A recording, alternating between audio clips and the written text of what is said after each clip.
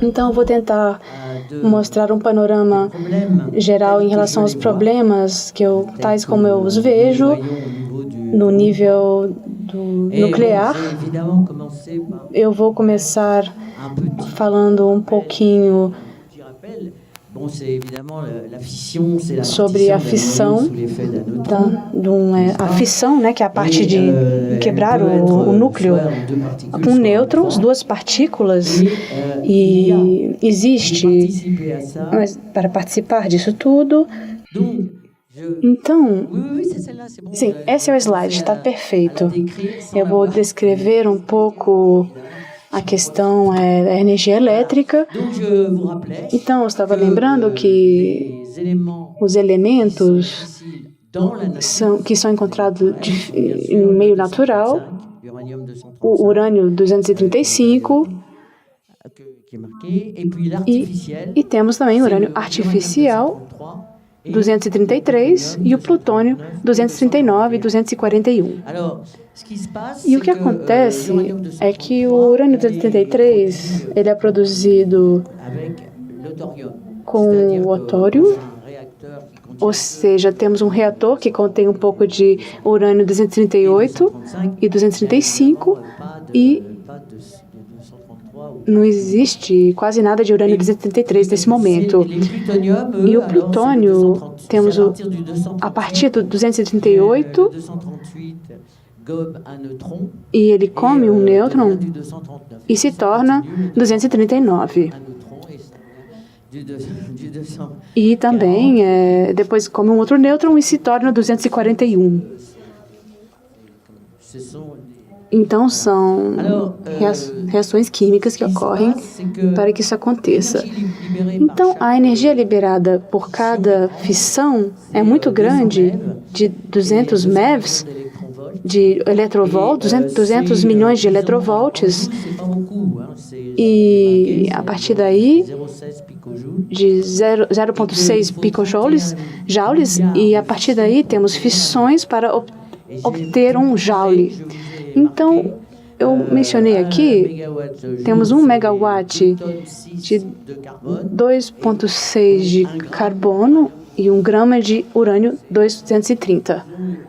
Então, efetivamente, as quantidades temos aqui que são necessárias para obtermos o mesmo resultado com um processo químico pelo carbono e exige transporte de materiais superiores àqueles necessários para uma central, uma usina de urânio. E, finalmente, vamos ao próximo slide. Então, eu coloquei um esquema aqui para ilustrar. Então, temos aqui, efetivamente, aquecemos a água nesse vaso e temos um gerador de vapor e temos um pressurizador, que é muito importante, pois é ele que organiza a questão da pressão e da temperatura. E temos uma bomba primária,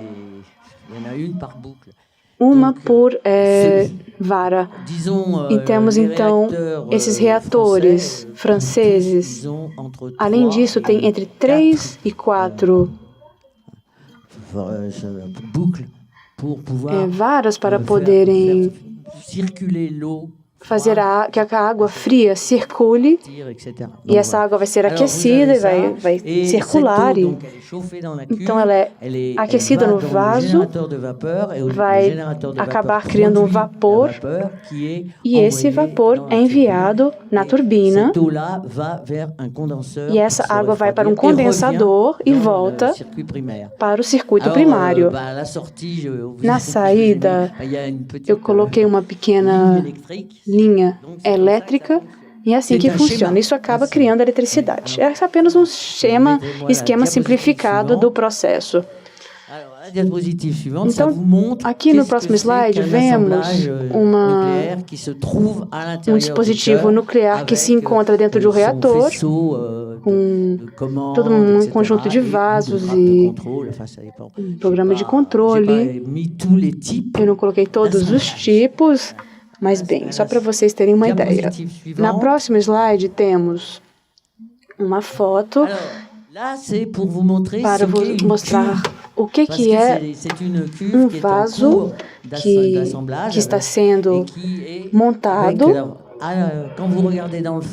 E quando vocês olharem para o fundo, vão encontrar alguns problemas de penetração dos reatores franceses, os de 1300, 1400 e 1500, e também o que tem em Fukushima, ou seja, são orifícios por onde passam e permitem que a gente possa regular a reação nuclear dentro desses reatores.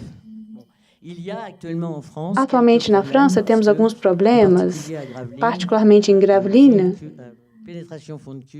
Temos um problema de penetração no vaso,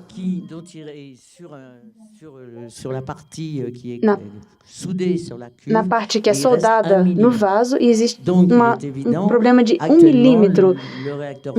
E atualmente o reator funciona numa temperatura mais baixa. Fizeram uma preparação provisória que não tem muita certeza de quanto tempo ela vai funcionar. E eles estão buscando para ver como é que vão consertar essa fissura de 1 milímetro, pois temos aqui material radioativo. Então, de fato, é preciso encontrar uma solução. Mas isso nos permitiu, a todos os reatores, é possível verificar de uma maneira sistemática as penetrações que ocorrem entre o fundo e o vaso. Portanto, aqui estão vendo aí o tamanho do vaso, né? Temos um trabalhador que está dentro de um desses vasos. Próximo slide. Aqui temos uma imagem histórica do vaso de Shippingport, nos Estados Unidos. E aqui constatamos que não mudou muita coisa, ou seja, tem a mesma forma, tem uma tampa. Então, vemos um pouco a história da energia nuclear. Alors, qu'est-ce qui guide la sûreté? O que está guiando a segurança desses elementos? Temos aqui uma abordagem que é utilizada. Então, temos aqui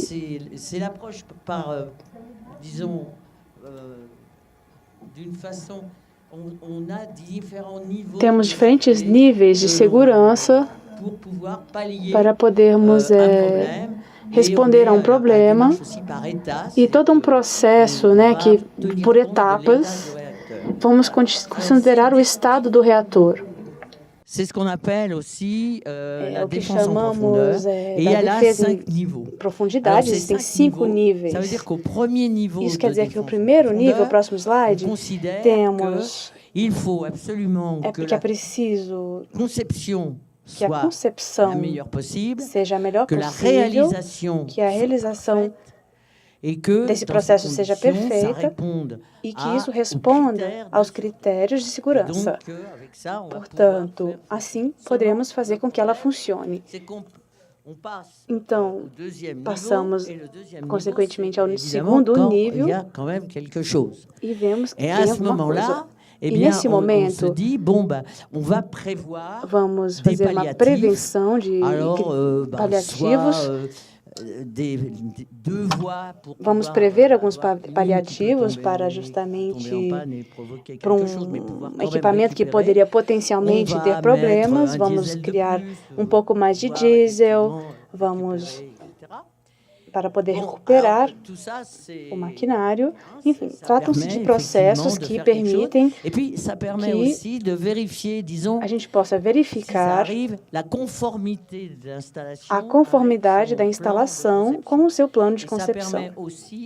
E isso permite também verificar a conformidade com a manutenção. Pois para fazer a manutenção de uma central, uma usina nuclear, é preciso que tudo esteja correto. E o terceiro nível é porque tudo que fazemos, mesmo assim, é quando o acidente ocorre mesmo assim. Aí, nesse momento, é preciso prever toda uma série de atos paliativos para podermos recuperar o reator, fazendo com que ele chegue a um momento onde ele vai parar. E o quarto nível, e aí, bem, aí nesse quarto nível, realmente, quando o acidente está acontecendo, e nesse momento o que podemos esperar é que tudo que foi feito vai permitir que as emissões emitidas sejam limitadas, sejam contidas, para que seja possível pelo menos fazer com que esse reator pare de funcionar. E o quinto nível de segurança, e lá realmente, quando uma situação catastrófica, aí chamamos o poder público para intervenção.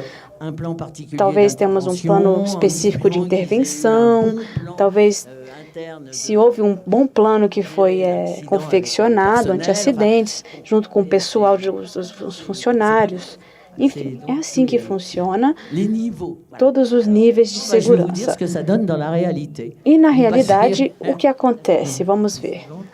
Alors, justement, j'ai cherché une série d'incidents. Aí, justamente, existem uma série de acidentes. Por exemplo, Windscale, no Reino Unido, que foi um dos primeiros acidentes no Reino Unido, no nível mundial, inclusive. Eu também peguei o exemplo. Eu vou ter que levantar porque eu não sei de cor o meu slide, mas vamos lá. Aqui, vamos lá. Então, temos aqui o exemplo de Saint-Laurent. Saint-Laurent-des-Eaux, na França. E ocorreu duas vezes, uma vez em 69 e outra em 81, e não no mesmo reator. Foram os dois reatores que tiveram problema de urânio. Então, tivemos também Three Mile Island, nos Estados Unidos, e Chernobyl, na Ucrânia, em 86. Então, que foi um acidente considerável, além de Fukushima. E eu acrescentei também alguns acidentes graves, como Forsmark, na Suécia, e Le Blayais, na França. E temos aqui também algumas alusões a problemas que aconteceram nas indústrias, nas usinas.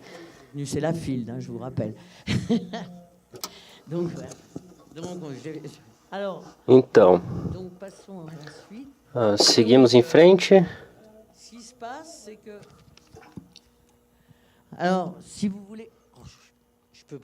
Bom, não consigo ler sentada. Então, o que podemos ver em Windscale, Saint-Laurent, Chernobyl, em todos os casos realmente chegamos a uma situação crítica. Bom, aí também tivemos situações complicadas e tivemos projeção de matéria. Em Chernobyl também temos que dizer que o acidente não acabou ainda, porque as consequências estão presentes ainda. Não da mesma forma que no momento do acidente, mas ainda estão presentes. Em Windscale, o que aconteceu? Então, o bloco de grafite esquentou e pegou fogo. Então, para tentar apagar, jogaram um pouco d'água e finalmente teve uma nuvem com muito iodo e que contaminou a Europa. E durante 3 semanas não foi possível de colher o leite. Bom, tivemos que ter medidas drásticas. Em Windscale, sumiu, desapareceu. O local foi realmente muito contaminado porque um fogo de grafite emite muitos produtos nocivos. Foi realmente um acidente causado por um esquecimento de manutenção, que deveríamos ter impedido o grafite de esquentar. Bom, mas não fizemos. É por isso que eu disse que o Windscale agora se chama a usina de retratamento do Reino Unido, que agora não funciona mais. Bom, na França é em Saint-Laurent, Saint-Laurent-des-Eaux. A construção nos anos 60, como sabemos bem, e Saint-Laurent 1 começou em 69. E 3 meses após o seu funcionamento, houve um incidente grave, no sentido de que, tentando pôr o combustível, eles afundaram uma tampa de forma que o gás carbônico que resfriava não conseguia mais funcionar. Então derreteu e 50 quilos de urânio derreteram. 50 quilos de urânio derreteram. Por sorte, só funcionou durante 3 meses. Mas foi realmente muito radioativo. Eles tiveram uma sorte e Saint-Laurent 2, então, não entrou em funcionamento. E eles puderam, então, repetir com os técnicos e engenheiros como ter acesso a esses 50 quilos, e o fizeram, então, com 150 pessoas que foram passando uma após a outra. E eles iam passando com uma câmera, ficavam 2 ou 3 minutos, não mais, para tentar apertar, desapertar, raspar. Bom, demorava muito. Fizeram um bom filme com isso tudo, que foi chamado Espeleologia em Ambiente Nuclear. Se tiverem a sorte de ver, se tiverem a oportunidade de ver, vão ver que é realmente muito legal. Então, Saint-Laurent 2, em 81, é mais ou menos o mesmo acidente, mas era uma placa de metal que soltou e que então tampou um canal. E esse canal tinha 20 quilos, mas muito mais radioativo. Mas como foi 10 anos depois, e eles não tinham mais como repetir o gesto, e que as pessoas que o fizeram anteriormente não estavam mais lá, eles fizeram então com robôs, com a ajuda de robôs. E então tentaram raspar, mas levou muito mais tempo, porque em 1969 eles conseguiram trabalhar, né, fizeram isso tudo em 6 meses de trabalho, mas nesse caso levou 2 anos. Mas é sempre assim, né? Isso é para Saint-Laurent. Bom, deixa eu ver o slide. Então, Blayais foi a água pressurizada e foi construído, começou a entrar em funcionamento em 84, e sabíamos que em 84 que ele estava muito baixo. E então, vimos que era realmente muito difícil com esses canais que pegavam a água na Gironde. E então eles deixaram assim, e sabíamos que tínhamos um problema porque a água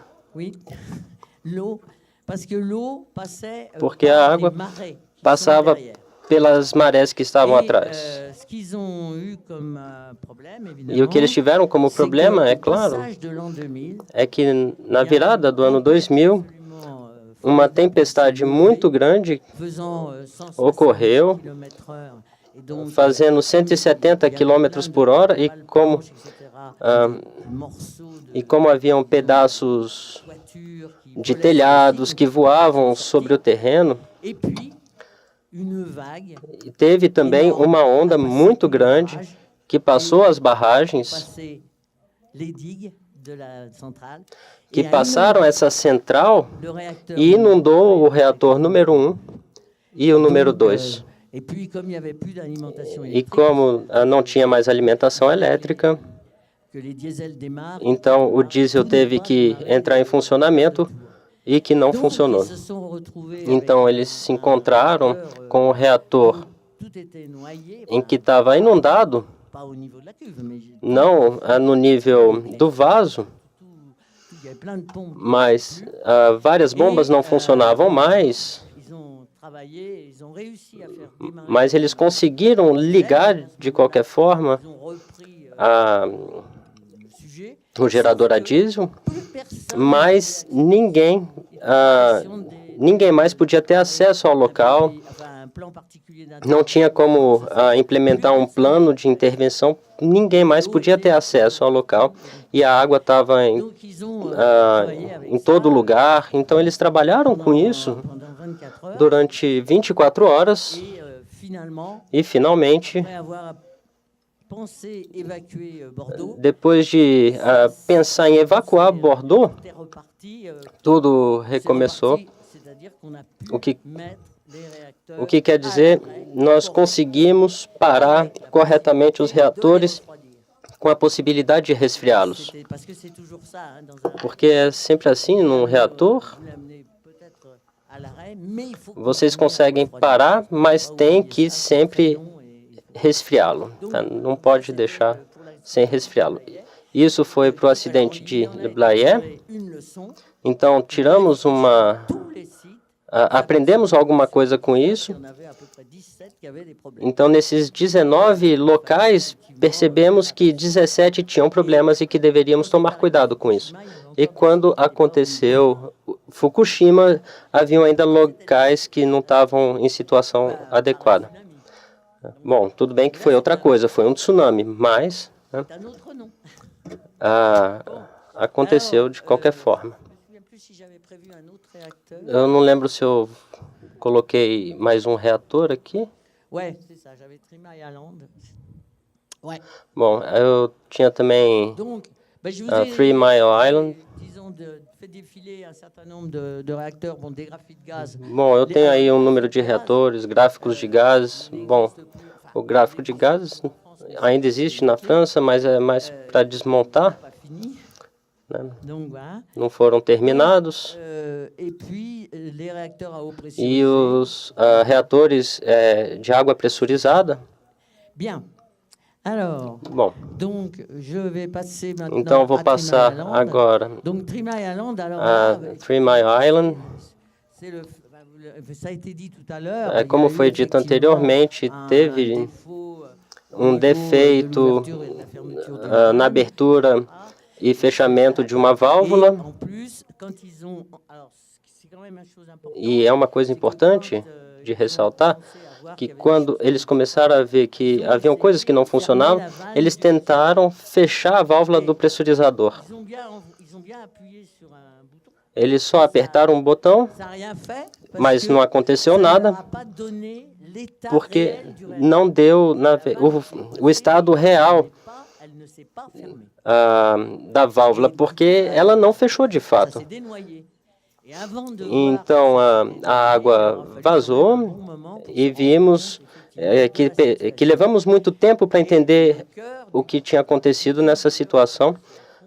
E então, começou a derreter, o hidrogênio começou a sair. Bom, mais ou menos a 720 graus a reação começa.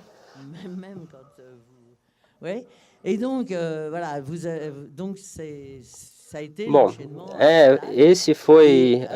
isso foi o que aconteceu de forma... Bom, o que aconteceu aqueceu a 75% mesmo. O que aconteceu é que ele ficou dentro do vaso.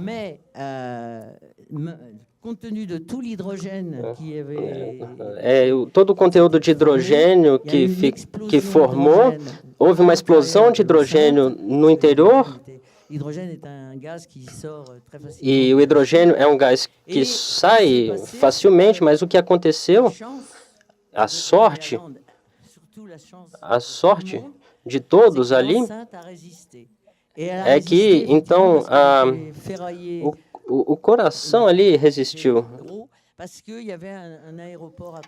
E a sorte foi de ter resistido porque havia um aeroporto do lado desse ambiente de confinamento.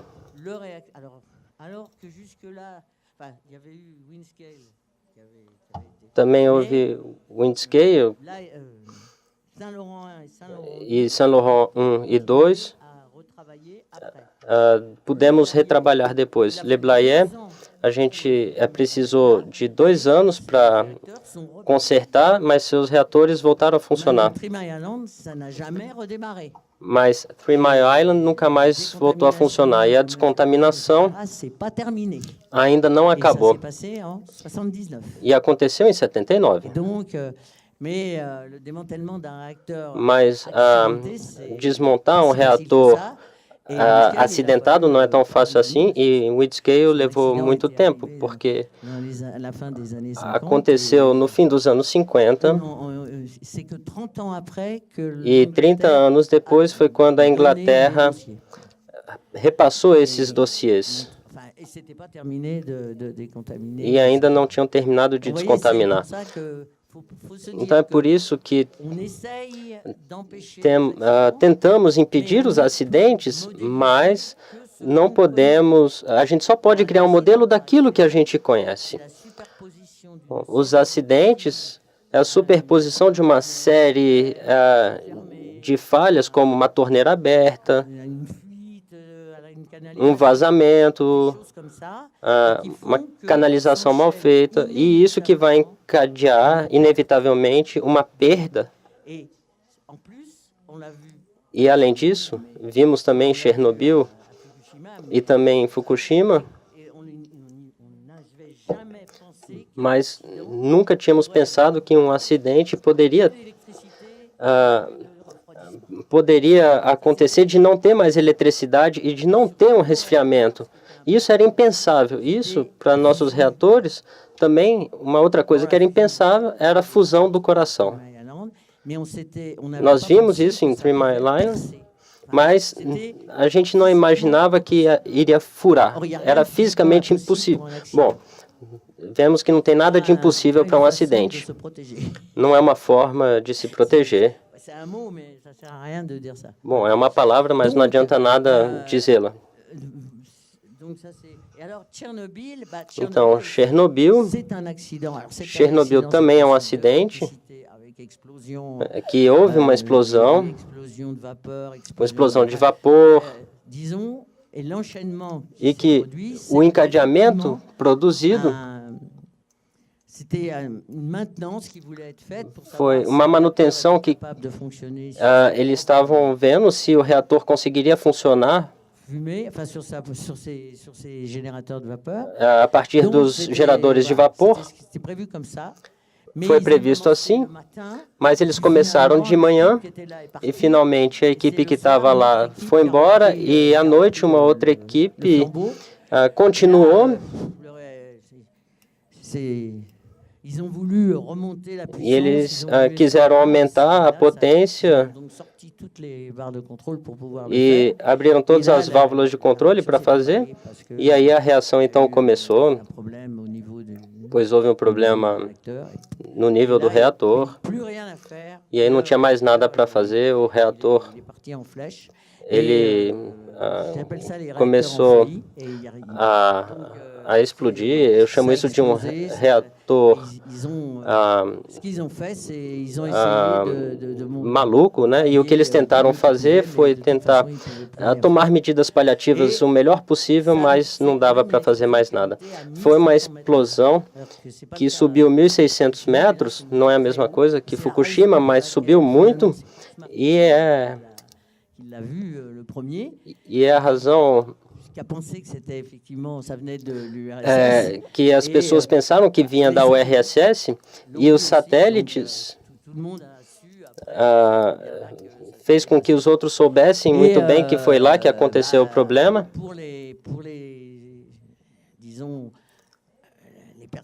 E para as pessoas que estavam no reator, eles subiram. Eles que, na verdade, que receberam toda a carga radioativa, mas a cidade mais próxima, não podemos esquecer, estava a 5 quilômetros e precisávamos evacuá-la. Isso também é um reator que causou um problema, né? O que aconteceu também foram incidentes graves, como em Forsmark. Aconteceu de perder a sala de controle, e quando eles perderam a sala de controle, eles não podiam fazer mais nada, porque não tinham como fazer, efetivar nenhum comando. E finalmente eles conseguiram ligar um gerador diesel, porque mais nada funcionava, eles não tinham mais eletricidade, e salvaram então o reator, pararam, e depois ele voltou a funcionar.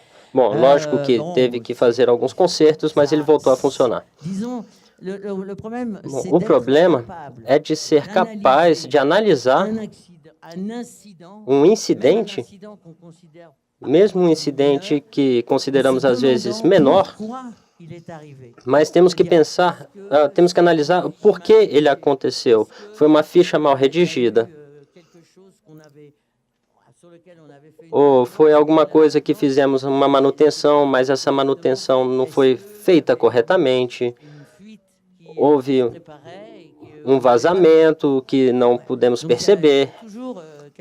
Bom, sempre alguma coisa nesse sentido, e é sempre importante que seja na parte secundária ou primária, temos sempre que levar em conta, porque a parte secundária ela é muito importante também para o reator.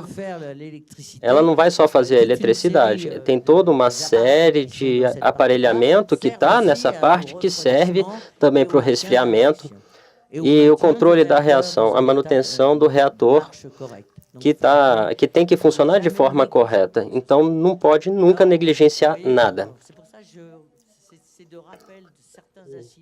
Então, são lembranças de alguns incidentes que aconteceram na França e que permitiram ter uma experiência e que obrigou, então, fazer modificações. Mas o grande problema das modificações nos reatores é que temos que analisá-las bem para ter certeza que não introduzimos algo que pode fazer uma modificação que poderia fazer com que as operações se tornem mais difíceis. Por isso que as pessoas às vezes dizem que não vamos muito rápido. Sim, mas é realmente uma coisa grande. Então não podemos fazer as coisas de forma leviana. Mas no momento de fazer, temos sempre que verificar todos os aparelhos. E às vezes nós temos tendência de falar, eu posso repor isso aqui. Não, mas se isso foi previsto, é porque isso corresponde ao número de coisas no interior de alguma coisa. Bom, esse é o grande problema. E em nossos reatores, nos nossos 58 reatores, é bom fazer um acompanhamento da idade, do envelhecimento, para conferir que o aço já se submeteu a uma radiação. Então, eles evoluíram sob radiação. E isso é realmente algo muito difícil de acompanhar. Acho que não tem. Bom, ainda tem um slide. Ah oui, si j'oublie les centres et usines nucléaires. Excusez-moi, j'oubliais un truc très important. Eu esqueci algo muito importante, é que na França temos várias usinas muito sensíveis, como a usina de retratamento de Catlag, em que tivemos vários incidentes. Essa usina começou a funcionar em 1966. E, por exemplo, temos que na entrada do o transformador de entrada teve uma pane, ou seja, no interior não tinha mais eletricidade. Mas, ou seja, há locais que não podemos parar a ventilação, porque temos que fazer circular o ar para evitar, em particular, quando temos vasos radioativos, temos que, então, ventilá-los permanentemente. Então, foi um momento muito assustador, porque era inverno ainda, e para fazer chegar um transformador, foi necessário pedir ao arsenal de Cherbourg, e eles passaram 4 horas se perguntando o que poderia acontecer, porque eles acreditavam que ia pegar fogo dentro. E algumas pessoas chegaram a fugir, mas tudo chegou a tempo e funcionou bem. Mas houve, de qualquer forma, um grande número de dejetos. Depois foi necessário limpar o local, e todos os técnicos, eles estavam com máscaras de oxigênio. E o chefe do local dizia, não tem problema, e as pessoas que estavam do outro lado de uma grade se perguntavam o que estava acontecendo e não gostaram que eles fossem dito que não tinha nada demais, enquanto eles viam as pessoas limpando. Ou seja, não foi bem visto. Tudo voltou a funcionar no local, mas não na mentalidade das pessoas. Isso realmente eles não gostaram. Houve também um outro incidente. E, bom, como temos vasos, silos, que jogamos os dejetos, um deles pegou fogo, e isso também tiveram que pará-lo, mas sempre dizendo que nada tinha vazado, e isso foi muito mal visto. Mas houve uma análise que foi feita em volta do local, com um grupo de 50 pessoas, de várias entidades diferentes. E então então lá trabalhamos 10 anos para verificar o estado em volta do local, e percebemos que, bom, como era uma usina química, não fazíamos um controle químico. A partir daí começamos a fazer um controle químico, né? Bom, atualmente há outros locais que causam problemas. Tem Valduc, que é um local que trabalhamos urânio, etc. E eles queimaram resíduos que tinha um material que contaminou em volta do local. Vocês têm também problemas em Cannerach, que eles precisavam descontaminar um local em que eram feito combustível, e começaram, e a partir dos cálculos, eles queriam descontaminar uma imensa área de 5 metros de comprimento, chamamos de caixa de luvas. Então, pegamos esse material e eles acreditavam que só teríamos 7 quilos e, finalmente, havíamos 70. E, nesse caso, eles foram processados pelas autoridades, porque eles se enganaram completamente. Eles erraram completamente no valor. E eles não perceberam que a poeira estava passando. E eles só perceberam isso quando começou. E foi aí que foi necessário fazer uma intervenção.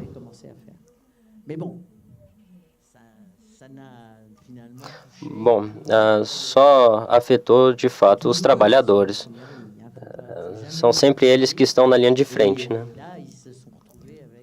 E então eles não puderam fazer mais o trabalho.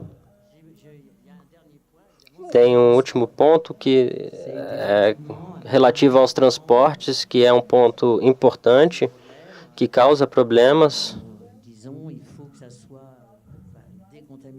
e que ele tem que ser descontaminado corretamente. E tivemos problemas na França com relação a isso. E que, finalmente, esses ambientes de transporte ficavam contaminados e é complicado porque passa ao lado de muitas pessoas. Ou seja, é complicado porque não podemos estacionar em qualquer estacionamento, pois tem pessoas em volta e isso tudo foi levado em conta.